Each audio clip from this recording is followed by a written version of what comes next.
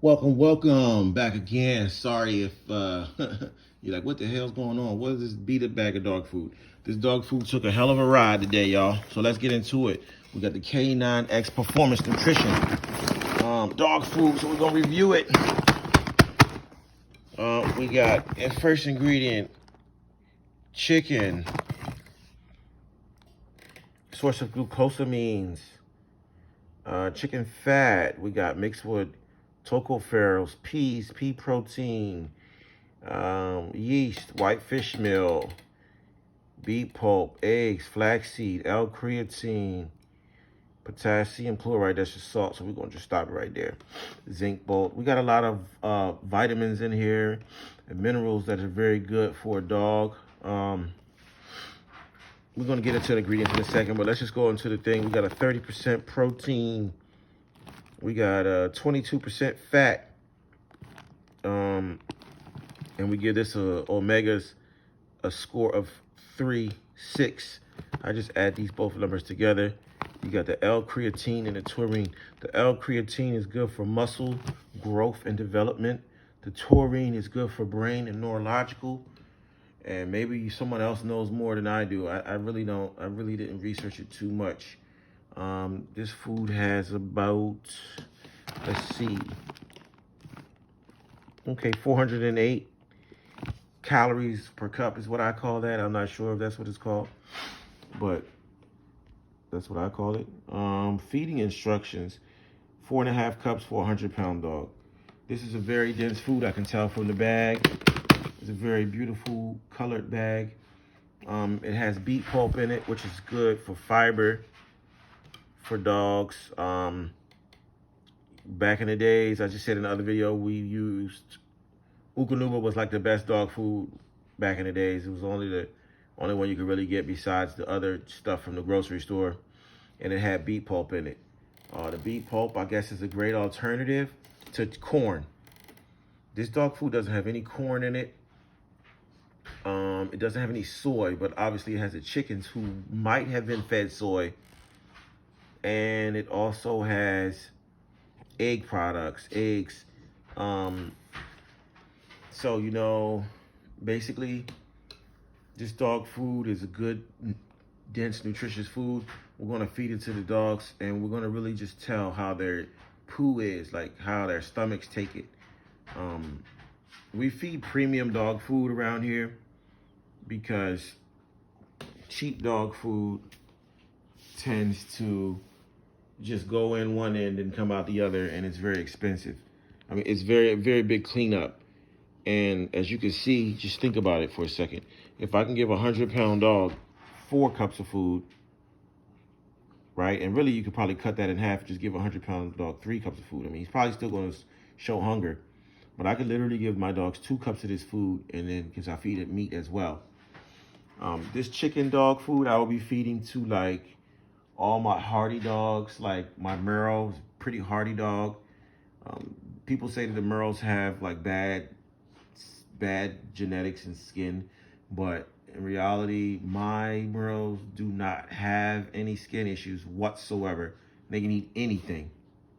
I've never even seen her so much with a rash or any fur missing. I think that's due to the fact that the breeding I did mixed up the genetics of the 2 dogs totally, so it gave them really, really superb genetics. I have no skin issues with my Merle puppy. On the other hand, my Lilac Tri, he had a small issue on with his tail, and I think that was due to me giving him too much chicken.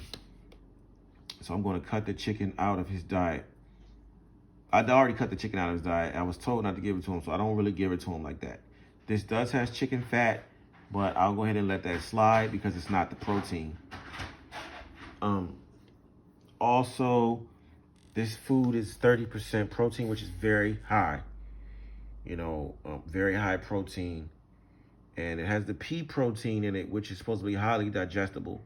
I don't know if pea protein is better than corn protein, but what I do know is corn is a hard substance. And peas they're hard, but you mix them with the water And I'll just say the corn is mostly probably genetically modified to be resilient to disease and storage issues. So that's probably why dogs are having a lot of issues with it. And the corn might be higher in carbohydrates, which will give you problems as well. And the peas are probably not genetically modified. Or if they are, they're not as genetically modified as the corn. Because it's not that much emphasis placed on the peas. I mean, I'm not sure though. But basically, we're going to try this dog food out, give it to our dogs, and see what it does for them. This dog food does contain creatine, L-creatine, and L-taurine.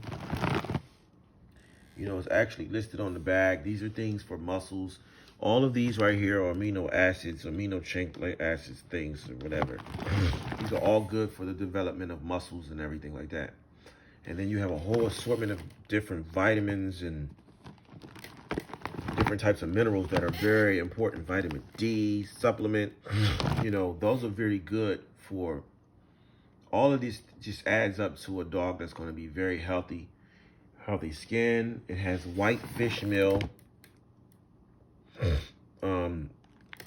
which is really, really good when you give the source of the meat. And I think it has doesn't have the glucosamine in it, does it? Okay, it has the DHA. This, I believe, is very important for the development of joints. This one. And also, sorry to cut back over to this. If you didn't see the other video, you probably like, what the hell? This is the beef. This has the glucosamines. So as you can see, this has the glucosamines. This has the DHA. That's how they get you. So this one is missing what that one has. So you can kind of mix it up a little bit to make sure your dogs get the DHA. These are all good when if you have large breed dogs, these are good for the joints. Very good for joints. And they're probably good for other stuff. I mean, you know, you got DHA, you got L-creatine, and you got taurine. You guys can look all this stuff up and figure it all out. I mean, I can't do all the work for you. And if I sit down and figure it all out myself and explain it to you, and you don't do any research, you're not gonna know what the hell I'm talking about. You're just taking my word for it.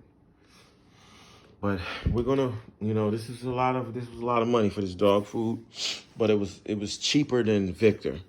Had this would have been Victor, this would have been like almost $300.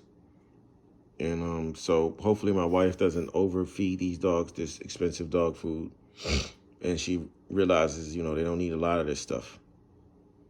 And you know, you guys, if you ever use this dog food, let me know what you think about it. You know, let me know, what do you think about this dog food? Do you like it? Do you dislike it? I have to tell you one thing, the bag and the logo is cool as fuck, man. It's like, nah, but let me know.